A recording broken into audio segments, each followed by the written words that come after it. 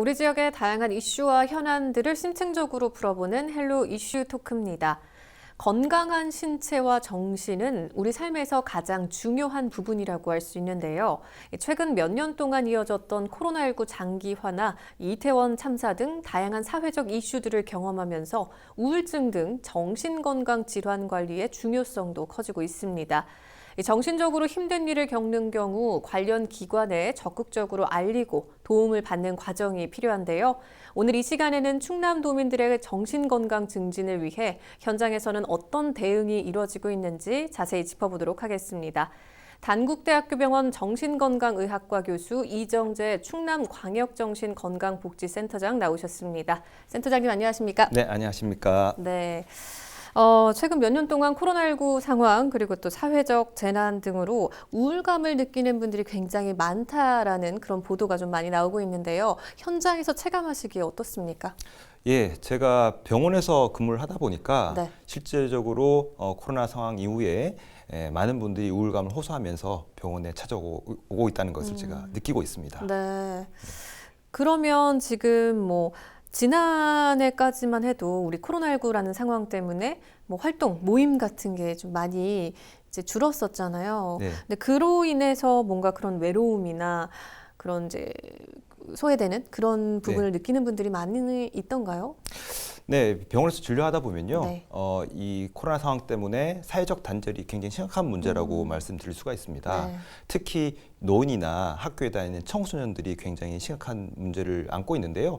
특히 노인들은 이제 하루 일과가 경로당에 가서 친구분들을 만나고 밥 먹고 게임하고 이런 것들이 주된 일과였는데 코로나 상황 때문에 그런 것들이 다 단절되다 보니까 외로움감, 그다음에 우울감, 고독감 이런 것들을 호소하면서 네. 우울증이 굉장히 심해지고 뿐만 아니라 인지 기능이 또 떨어지고요, 기억력도 떨어지고 또 이제 체력도 신체적 기능도 많이 떨어지는 그런 문제가 생기는 것 같고요. 네. 특히 이제 학생들 같은 경우에는 이 친구들 사이가 굉장히 어려워졌습니다. 이게 그 밥 먹을 때 점심시간에 이 칸막이를 치고 말도 못하게 하니까 얼마나 그 친구 사이가 어렵겠습니까? 네. 예, 친구 사이가 어려워지면서 이런 학습 능력 또는 그 사회적 정서적 발달들이 문제가 심각해지면서 네. 그런 우울감도 많이 호소를 하고 있습니다. 그러면 과거와 비교했을 때 이렇게 좀 정신 건강을 호소하는 분들이 좀 많아진 건지 좀 비교를 해보면 어떻습니까?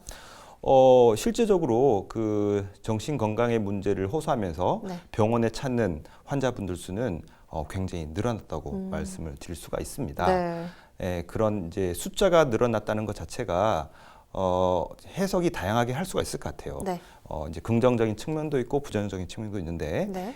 이 환자 수가 늘어났다는 것만 보면 어떻게 보면 심각한 문제라고 말씀드릴 수가 있죠. 네.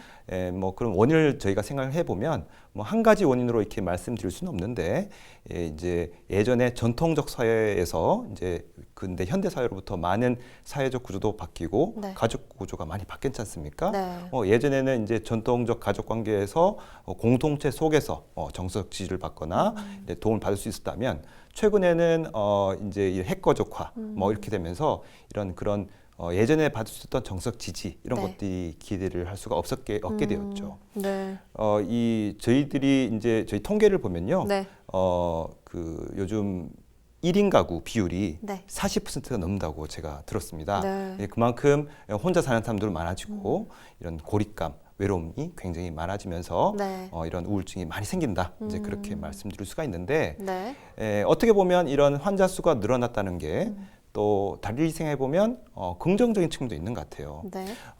왜냐하면 이 정신건강 문제는 예전부터 이게 오해와 편견이 있습니다. 그래서 이제 정신건강 문제를 이제 드러내놓고 말하기도 어렵고 또 주변 사람한테 숨기게 되고 네. 그런 경우가 많죠. 네. 이제 그런데 요즘 매스컴에서 보면 연예인들이 이제 스스로 나는 이제 정신과 건강의학과에 가서 약을 먹고 있다. 네. 공황장애로 고통받고 있다. 네. 이런 말을 많이 하지 않습니까? 네. 그래서 일반인들이 보기에 연예인들이 저런 얘기를 하는 거 보면 이제 괜찮구나, 도움도 받는구나, 네. 이런 생각을 하면서 그런 오해도 많이 줄어들게 되고 그래서 이 일반인들이 보기에는 이 정신건강의학과에 가서 이제 진료받는 게 그런 심리적 문턱이 많이 낮아지면서 환자들이 많이 늘어났다. 네. 이제 그런 측면에서는 어떤 긍정적인 면이라고 할 수가 있겠죠.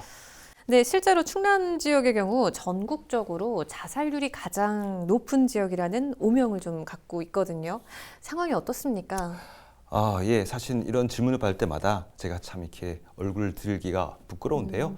저희 충남도는 전국 지자체 중에 2017년부터 전국 광역 지자체 중 자살률 1위라는 오명을 안고 있습니다. 네. 2021년도엔 다행히 이제 탈꼴찌를 면했는데 네. 꼴찌를 면했는데 올해는 어떨지 저희가 사실 염려를 하고 있습니다. 그래서 이 자살률 1위라는 게 이제 숫자만 보면 사실은 이제 체감이 잘 되질 않아요. 제가 늘 이런 말씀드릴 때 이제 그 강의를 하거나 설명드릴 때 이 교통사고 사망자 수와 비교를 합니다. 네. 예, 아나운서분 제가 한번 질문 드리면 네. 이 교통사고로 죽는 사망자 수와 자살로 죽는 사망자 수, 자살자 수가 어디가 더 많을까요? 특히 제 생각에는 교통사고로 사망하는 그 사망자 수가 더 클 거라는 생각이 좀 들기는 하는데. 네. 네. 이제 우리가 교통사고를 줄이기 위한 많은 캠페인을 하고 있지 않습니까? 네. 법도 바꾸고 많은 노력을 하고 있는데 네. 2021년도 기준으로 제가 잠깐 통계를 보니까 네. 교통사고로 사망한 수가 274명 정도 되는 것 같아요. 네. 근데 2021년도 기준으로 자살자 수는 네. 730명이 넘습니다. 자, 그래요? 그래서 네. 숫자가 네. 약 2.5에서 3배 가까이 아. 자살자 수가 많은 거죠. 네. 그렇게 따지면은 엄청난 사람이 자살로 네. 사망하고 있다. 그 단순한 숫자로 나누고 보면 네. 하루에 2명이 매일매일 자살로 죽는 상황인 겁니다. 그래서 굉장히 심각한 상황이라고 말씀드릴 네. 수가 있고 그 내용을 보면 자살자 수의 전체 한 30%가 노인이에요. 그래서 그런 문제. 그리고 10대 자살률도 굉장히 늘어나고 있습니다. 2016년에 비해서 현재 2021년도 네. 10대 자살자 수가 네. 5배가 늘었어요. 그래서 그런 측면에서 이 자살 문제가 굉장히 심각한 문제다 이렇게 네. 말씀드릴 수가 있습니다.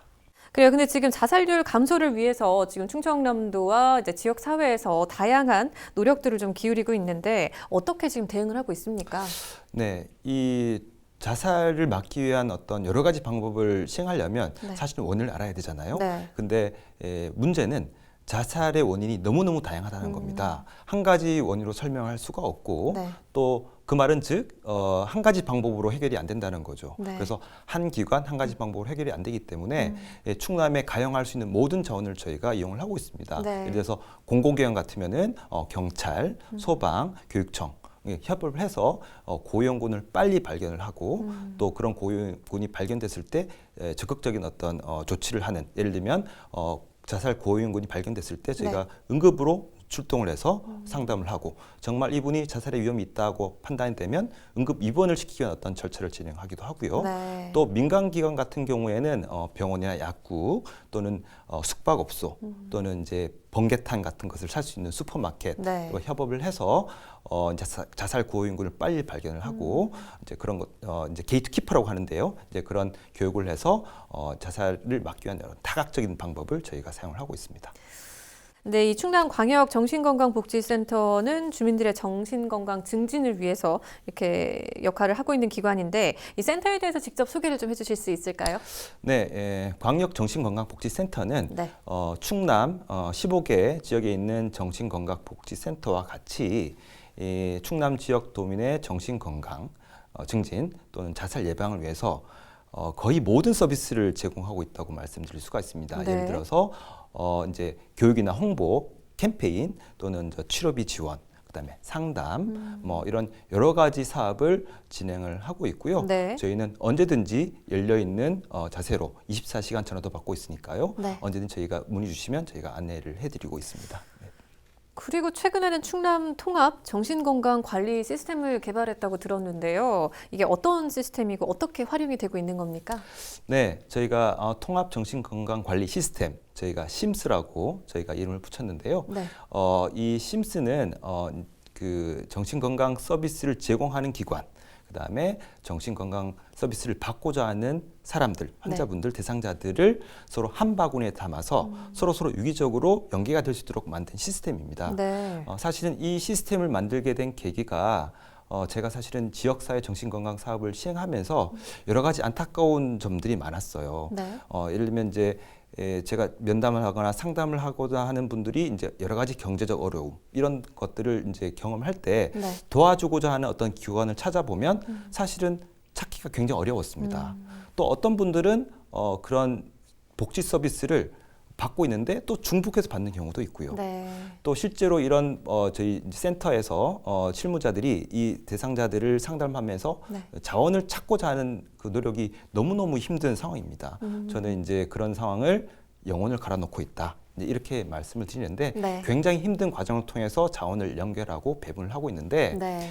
이런 것들이 좀 이렇게 일목요연하게 한 바구니에 담겨서 유기적으로 연결시켜주면 좋겠다. 이제 네. 그런 생각에서 저희가 2020년도부터 이제 사전 사업을 이제 통해서 시범 사업을 통해서 저희가 시스템을 만들었고요. 네. 올해 이제 본격적으로 시행을 하게 되었습니다.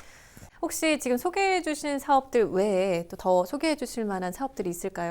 네, 좀 전에 제가 이제 모든 사업을 제가 하고 있다고 말씀드렸는데 네네. 간단하게 말씀드리면 네. 저희 사업 중에는 그 연령대별로 생애 주기별로 저희가 사업을 나눠서 진행을 하고 있습니다. 네. 예를 들어서 초등학생, 저학년, 고학년 같은 경우에는 저희가 교육을 주로 홍보를 하고 있고요. 네. 그래서 이제 감정을 다스리는 법, 훈련, 그다음에 생명사랑에 대한 어떤 교육 이런 걸 시행을 하고 있는데 네. 저희가 마니또라는 프로그램을 만들어서 저희가 충남교육청과 협업을 해서 저희 실제 교육 과정으로 저희가 운영을 하고 있고요. 네. 또 청소년 같은 경우에는 청년 같은 네. 경우에는 저희가 청년 마음이음 함께 이음이라는 사업을 통해서 이제 혼자 사는 사람 청년들이라든지 네. 이제 보호 종료된 어떤 청년들의 어떤 고용군 발견 지원 사업을 하고 있고 네. 또 중장년층 같은 경우에는 이제 직장에서 스트레스, 직무 스트레스를 받는 경우가 굉장히 많습니다. 네. 이제 그런 경우에 빨리 선별을 하고 지원해 줄 수 있는 사업을 진행하고 있고요.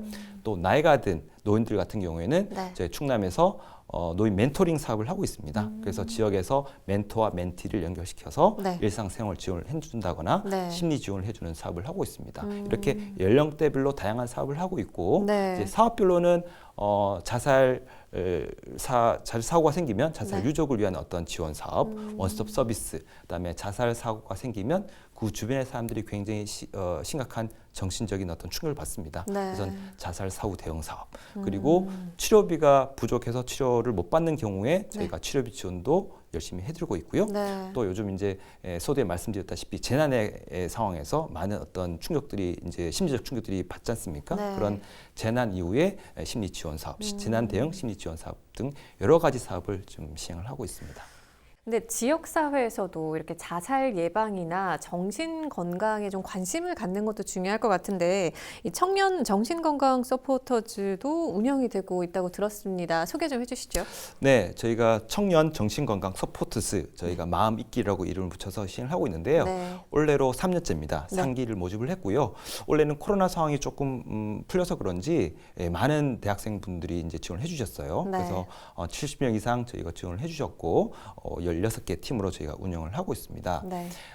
이 청년들은 사실은 이제 이런 오해와 편견으로부터 좀 자유로운 어떤 계층입니다. 그래서 이분들이 이제 온라인, 오프라인, 그래서 주변 친구들, 가족들에게 이 정신 건강의 중요성을 알리고 또 홍보도 하고 네. 또 온라인 상에서 여러 가지 인식 개선을 위한 캠페인 또는 홍보물을 컨텐츠를 만들어서 올리는 어떤 일을 하고 있고요. 네. 제가 재작년을 보니까 이 대학생이라서 그런지 굉장히 그 컨텐츠가 아이디어가 참신하고 톡톡 튀더라고요. 네. 그래서 올해도 굉장히 기대를 하고 있습니다. 혹시 뭐 기억에 남는 아이디어가 있으신가요? 그 유튜브에 보면요. 네. 뭐 이제 그 병에 대한 이제 인식 개선도 있지만 네. 그 어떻게 도와줄까 이제 대학생 측면에서 여러 네. 가지 아이디어가 많이 나와 있습니다. 그래서 가족들을 그 안내하는 네. 병에 대한 어떤 홍보를 하는 것, 교육을 하는 것, 그다음에 약물 치료에 대한 어떤 이득이나 뭐 그런 오해 편견을 안내하는 홍보물들이 그런 여러 가지 이제 애니메이션이라든지 그런 영화적인 기법 이런 걸 네. 사용해서 굉장히 손쉽게 재미있게 접근 하는 걸 제가 봤는데 굉장히 신선하고 좋았다는 생각이 듭니다. 네. 정말 이 도민들의 더 행복한 일상을 위해서 정말 도움을 주고 싶은 마음이 누구보다 간절하실 것 같아요. 혹시 앞으로 뭐 운영 방향이나 계획도 좀 궁금한데요. 네, 저희 충남 정신건강복지센터의 비전이 당신 곁에 가까이 마음건강허브 2025예요. 그래서 당신 곁에 가까이라는 뜻은 네. 저희가 이런 정신건강에 대한 어떤 오해와 편견을 불식시키고 네. 조금 더 친밀하게 다가고자 하는 어떤 의지를 담은 말이고요. 네. 마음건강허브 2025라는 거는 2025년까지 제가 좀 전에 말씀드렸던 어떤 심스라는 것을 통해서 또는 여러 가지 자원을 모을 수 있는 어떤 허브로서의 역할을 하겠다는 그런 의지의 표현인데요. 네. 이 정신건강 문제, 자살 예방 문제는 한 기관의 문제뿐만 아니라 모든 어떤 기관, 민간기관, 공공기관, 복지, 의료 모든 측면이 모아 힘을 맞춰서 네. 이제 사업을 해야 되는 거기 때문에 네. 그런 사업들이 한 방구에 담겨서 유기적으로 통합할 수 있도록 저희 정신건강복지센터는 허브의 역할을 하겠다. 이제 그렇게 말씀드릴 수가 있겠습니다. 네, 정말 그러니까 모두의 힘이 더해져야 하는데 그러면 전문가로서 행정적인 측면에서 충청남도나 지자체에서 좀 어떤 정책을 추진하는 과정에서 무엇을 좀 중점을 두고 했으면 하시나요?